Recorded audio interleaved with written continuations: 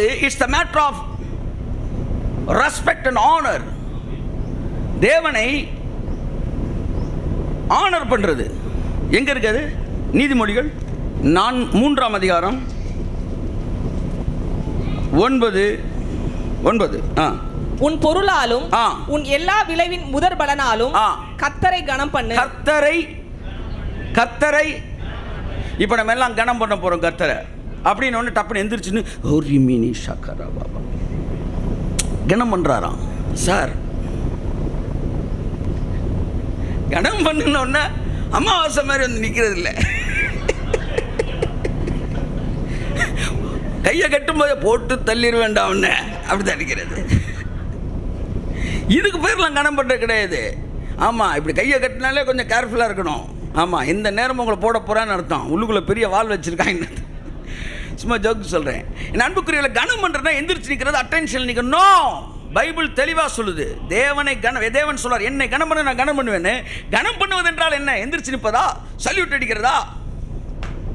கனம் பண்ணுறது என்ன? உன் எல்லா விளைவின் முதற் பலனாலும். நீ சம்பளம் வாங்கும்போது, நீ விளைச்சல் வெள்ளாமை எடுக்கும்போது, எல்லாத்தையும் செய்யும்போது நான் என்ன செய்யறேன் தெரியுமா? தேவன் கொடுத்த பலத்தில் தாண்ட இவ்வளவு வாங்கி இருக்கேன். அவர் கொடுத்த பலன்றா, அவர் கொடுத்த ஞானம், அவர் கொடுத்த அறிவு, அவர் கொடுத்த ஆரோக்கியம், இதோ அவரை நான் கனம் பண்ணுகிறேன். கையை தட்டி கொடுத்தவர். ஆமென், ஆமென். மரியாதை சம்பந்தப்பட்டது காணிக்கை. நல்லா கவனிங்களேன். ஒரு மனிதனை செக் பண்ணா அவன் ரெகுலராக கடவுளை வந்து இந்த மாதிரி விஷயங்களை கனம் பண்ணுறான்னு பார்த்தா it shows the relationship. It may be 2 penny or 200 billions. Matter of honoring, worshiping the Lord. அல்லேலூயா சொல்லுங்க. கனம் பண்ணு. அடுத்த வசனம். அப்பொழுது உன் திராட்சரசம், உன்னுடைய களஞ்சியங்கள் பூரணமாய் நிரம்பும். திராட்சரசம் என்ன செய்யும்? புரண்டோடும். ஆமென். இதெல்லாம் வந்து நன்றாக தெரிந்து கொள்ளுங்கள், மென்மேலும் ஆசீர்வதிப்பார். நான் பேசுறது வேற லெவலு. ஆமென். அபண்டன்ஸ்லேருந்து சூப்பர் அபண்டன்ஸ் பேசிக்கிட்டு இருக்கிறேன். அல்லேலூயா சொல்லுங்க. ஆமென், ஆமென், ஆமென். ஸோ இது கனம் சம்பந்தப்பட்டது. மூன்றாவது இது ஒன்று என்ன சொன்னேன்? கேரக்டர் சம்பந்தப்பட்டது. ரெண்டாவது குணம் சம்பந்தப்பட்டது. ஒன்று. ரெண்டாவது நன்றி உணர்வு சம்பந்தப்பட்டது, கனம் சம்பந்தப்பட்டது. என் அன்புக்குரிய மூணாவது என்ன சொல்லியிருந்தேன்? அன்பு சம்பந்தப்பட்டது.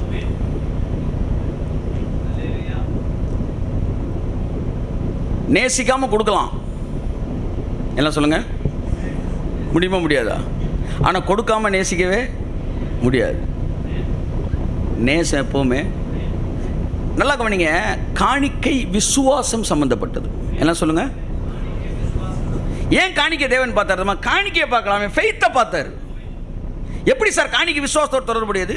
எபிரேயர் 12:11-3 வாசிப்போம். விசுவாசத்தினாலே ஆபேல் காயினுடைய பலியிலும் மேன்மையான பலியை தேவனுக்கு செலுத்தினான். விசுவாசத்தினாலே ஆபேல் பெஸ்ட்டை கொடுத்தான். பெஸ்ட்டை கொடுத்தா அதுக்கு என்னங்க அர்த்தம்? ஃபெய்த்னு அர்த்தம். பலின்னு நான் சொல்லியிருக்கு. அடுத்த வசனத்தை வாசிப்போம். அதனாலே அவன் நீதிமான் என்று சாட்சி பெற்றான். அடுத்து அவனுடைய காணிக்கைகளை குறித்து அண்டர்லைன் தி வேர்ட். நம்முடைய காணிக்கைகள் விசுவாசத்தோடு தொடர்புடையது. என் விசுவாசத்தை காட்டுகிற கண்ணாடி காணிக்கை. அப்படி எடுத்துக்கலாம். நிறைய பேர் சொல்லுவாங்க கிரியை இல்லாத விசுவாசம், கிரியை இல்லாத விசுவாசம். நீ விசுவாசத்தையே பேசுறீங்க, கிரியை பேசுறீங்க. இந்த பேசிட்டேன் கிரியை போ. இல்ல, யாக்கோபு சொன்னாரு கிரியை இல்ல விசுவாசம். சரி, யாக்கோபுட்ட போ.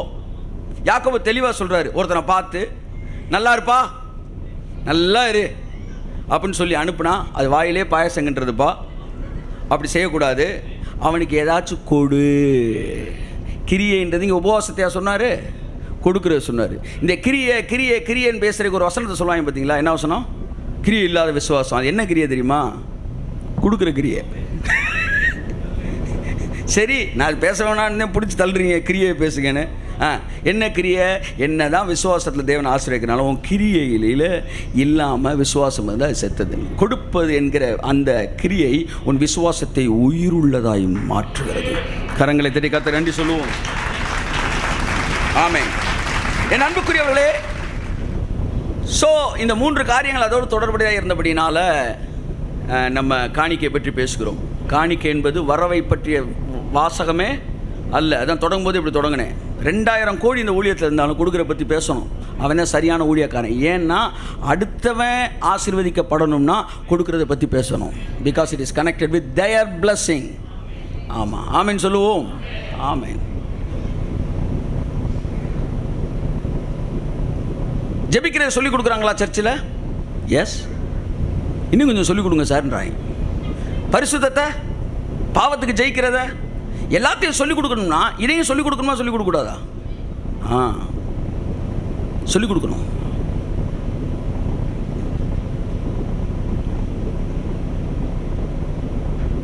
யூதாஸ் என்ன நினைத்தான்? அடுத்து என்ன வர? ஏற்றுக்கொள்ளலாம், ஆனால் அது வந்து ஊழியக்காரர்கள் செலவினங்களுக்கு பயன்பட்டால் நாங்கள் அதை கொடுக்க மாட்டோம். என்னுடைய முதல் கேள்வி, நீங்கள் கொடுப்பது ஊழியனுக்கு கொடுக்கிறீர்களா, தேவனுக்கு கொடுக்கிறீர்களா? முடிவெடுங்க. ஊழியனுக்கு கொடுக்கல, தேவனுக்கு கொடுக்குறீங்களா? தேவனுக்கு தானே கொடுக்குறீங்க. அப்போ ஊழியன் நீங்கள் பார்க்கவே இல்லைல்ல, அப்படியே நிப்பாட்டுறீங்க. அப்போ இவ்வளோ நாள் ஊழியனுக்கு தானே கொடுத்தீங்க. ஒரு பாஸ்டர் ஒரு மாதிரி பேசிட்டாரு, அதனால் நாங்கள் தசமபாவத்தை நிப்பாட்டிட்டோம். அப்போ இவ்வளோ நாள் நீ தேவனுக்கே கொடுக்கலையா? பாஸ்ட்டுக்கு தான் கொடுத்துருக்க, அதான் ஆசீர்வதிக்கப்படாமல் இருந்தியா? புரியல, எனக்கு கொடுத்துடல. அப்போ பாஸ்டர் கொடுக்கல, தேவனுக்கு கொடுத்தோம்னா பாஸ்டர் என்ன பண்ணாலும் நான் தேவனுக்கு கொடுத்துக்கிட்டே இருப்பேன். இந்த சம்பவங்கள்லாம் நம்மளை யாருன்னு காட்டிடுது, நமக்கே காட்டிடுது. So my tithe and offering is connected with God. அதனால எனக்கு பாஸ்டர் வந்து ஆடி கார் வாங்கட்டும், ஆவணி கார் வாங்கட்டும், நான் தேவனுக்கு கொடுக்குறேயா? கையை தட்டு. அந்த மன பக்குவம் வரணும். ஆமென், ஆமென், ஆமென். நம்ம ஆள் பார்த்து கொடுக்கறதுக்கு உதவி, அதுக்கு பேர். இவர்கிட்ட நிறையா இருக்குது, அங்கே கொடுப்போம், அது உதவி. அப்படி கொடு, நல்ல உதவி செய்யும்போது இல்லாதவனுக்கு கொடு, இருக்கிறவன் கொடுக்காத. ஆனால் காணிக்க கொடுக்கும்போது இருக்கிறவன் இல்லாதவனை பார்க்காத, தேவனை பார்த்து, தேவன் பேசுகிற இடத்தை பார்த்து வத. கரங்களை தட்டி கர்த்தர் கண்டி சொல்லுவோம். ஆமென். நீங்கள் உதவி செய்ய வேண்டும் என்றால் எனக்கு செய்ய வேண்டாம். என்னை விட ஏழை ஊழியர்கள் இருக்கிறார்கள், நீங்கள் செய்யலாம், நாங்களும் செய்கிறோம். காணிக்கை வேறு, உதவி வேறு. ஆமாம், காணிக்கையை கொண்டு போய் உதவின்னு போயிட்டோம்னா அது வந்து நான் வந்து ஓனர் ஆயிடுறேன். அங்கே புரியுதா உங்களுக்கு? ஆமென். சரி, ஊழியர்கள் சீஷன் என்னும் நாமத்தின் நிமித்தம் ஒரு கலசம் தண்ணி தந்தாலும் என்ன சொல்ல வரேன்னா, அதன் பலனை அடையாமல் போவான். அந்த வசனத்துக்கு அழகான அர்த்தம் இருக்குது. அவன் சீசன் என்கிற நாமத்தில் தான் நீ கொடுக்குற. அவன் சீசனே இல்லையா? அவன் சீசனே இல்லை. ஆனால் நீ என்ன பேருக்கு தான் கொடுத்த? சீசன்ற பேருக்கு தானே கொடுத்த. அதனால் அவன் சீசனே இல்லாமல், ஆமாம், அவன் ஆளே சரியில்லாத இருந்தாலும் நீ சீசன்ற நாமத்துக்கு கொடுத்தனால கட்டாயம் தேவன் உன்னை அப்படிதான் வர. அந்த பேருக்கு, அந்த பேருக்கு.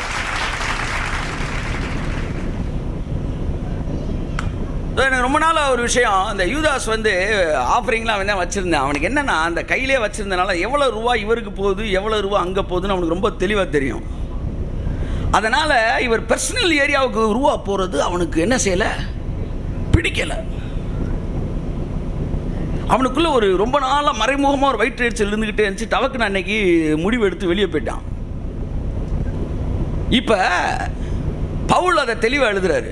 ஏசுனார் அந்த இடத்துல எழுத்து பேசுகிறீங்க பார், ஏண்டா இதை வந்து என் காலில் ஊற்றுறது வந்து அவ்வளோ பெரிய விஷயமாடா? ஏழைகள் எப்போ உங்கள் கூட இருப்பாங்க, ஆனால் நான் எப்போவுமே உங்கள் கூட இருக்க மாட்டேன், புரிஞ்சுக்கன்றார். பவுல் அதை விட பளிச்சுன்னு அரைஞ்ச மாதிரி பேசுகிறார். ஒரு ஊழியக்காரன் அனுபவிப்பது சரியா தவறா சொல்லுங்கள்? நான் உலகமெங்கும் இருக்கிற மக்களுக்கு உங்களுக்கு சேர்த்து சொல்கிறேன், ஒரு மனநிலைக்குள் நீங்கள் வர வேண்டும். என்றைக்குமே அந்த மனநிலை ரொம்ப முக்கியமானது. ஒரு ரிலீஜியஸ் ஸ்பிரிட் நமக்கு இருக்கக்கூடாது. எப்போவுமே ஆஃபரிங்க்கும் டைத்துக்கும் ஒரு ரிலீஜியஸ் ஸ்பிரிட் எதிர்த்து நிற்கும். ஆனால் grace never resist the blessing of the man of God. ஆமாம், it will enjoy. Admire the blessings. Amen சொல்லுவோம். ஆமென். மனுஷனுக்காக வாழக்கூடாது சார். பிரதர் டிஜிஎஸ் தினகரன் ஜோம் பண்ணும்போது ஒரு புது காரு, சூப்பர் கார் ஒன்று வாங்க சொன்னாராம் கர்த்தர். வாங்க வேண்டிய இருந்துச்சான் புது காரு. அதுக்கு முந்தின நாள் தான் ஒரு மிகப்பெரிய ஊழிய தேவைக்காக என்ன செஞ்சிருக்கிறாரு, ஜனங்கள்கிட்ட பேசியிருக்கிறாரு, எவ்வளோ தேவை இருக்கு கொடுங்கன்னு சொல்லி. அடுத்த சில வாரங்களுக்குள்ள கர்த்தர் கார் வேணும்னு சொன்னப்போ கர்த்தர் சொன்னார் புது கார் வாங்கன்னு சொல்லி ஒரு ஆஃபரிங் வந்துச்சு.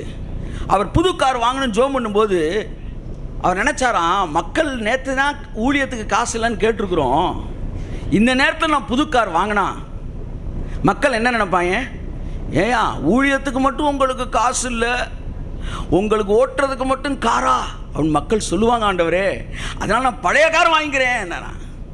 நீ புது கார் தான் வாங்கணும் கர்த்தர் சொன்னாராம். நல்லா கவனிங்க. வந்தவன் போனவன் பேச்செல்லாம் கேட்டு நல்ல சட்டையும் நல்ல ஆசீர்வாதம் அனுபவிக்காமல் இருக்கிற ஊழியக்காரனுக்கு நடக்கிற கதியை பேசிக்கிட்டு இருக்கிறேன் உங்களுக்கு. கர்த்தர் சொன்னால் புது கார் தான் வாங்கணும். இவர் சொன்னார் இல்லை ஆண்டவரே இவங்க என்ன பேசுவாங்க அப்படின்னு சொல்லி பழைய கார் வாங்கிட்டாராம். ஜனங்கள் என்ன பேசக்கூடாதுன்னு அவர் சொல்லுகிறார். அந்த காரில் போகும்போது தான் என் மகளோடு போகும்போது பிரேக் அடிக்கும்போது பிரேக் அடிக்கல, என் மகளை நான் இழந்தேன். அவர் சொல்லுகிறார் தேவன் என்னை புது கார் வாங்க சொன்னார், நான் வாங்கி இருந்திருப்பேன் என்றால் என் மகளை நான் இழந்திருக்க மாட்டேன். நாங்களாம் கத்துக்கிறோங்க அவரை பார்த்து.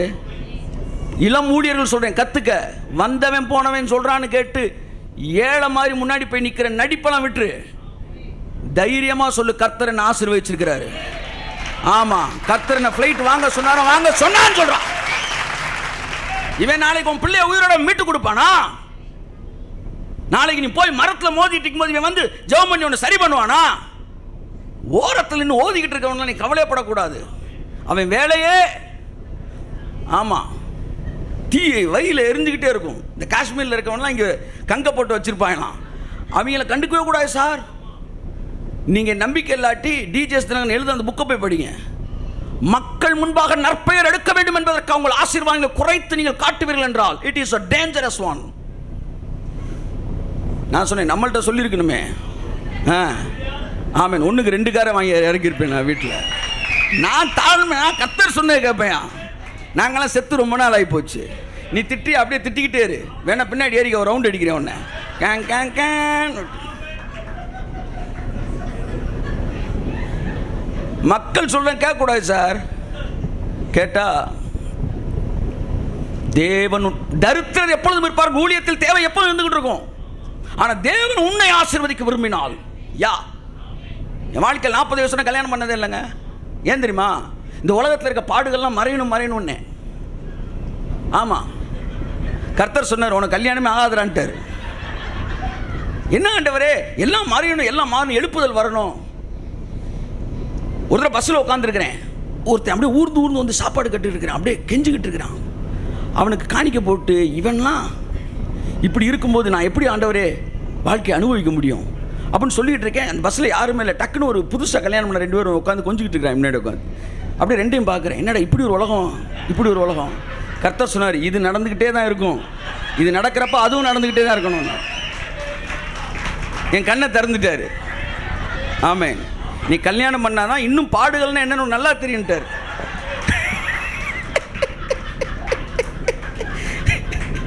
அவர்தாமே சோதிக்கப்பட்டு பாடுபட்டதுனால் சோதிக்கப்படுகள் சோதனை இன்னும் இந்த அறிந்து கொள்ள வல்லமையுள்ளவராக இருக்கிறார். முன்னெல்லாம் ஜோமனுங்க சரியா போயிருன்ற, இப்ப அப்படியே கண்ணீரோடு ஜபிக்கிறேன்.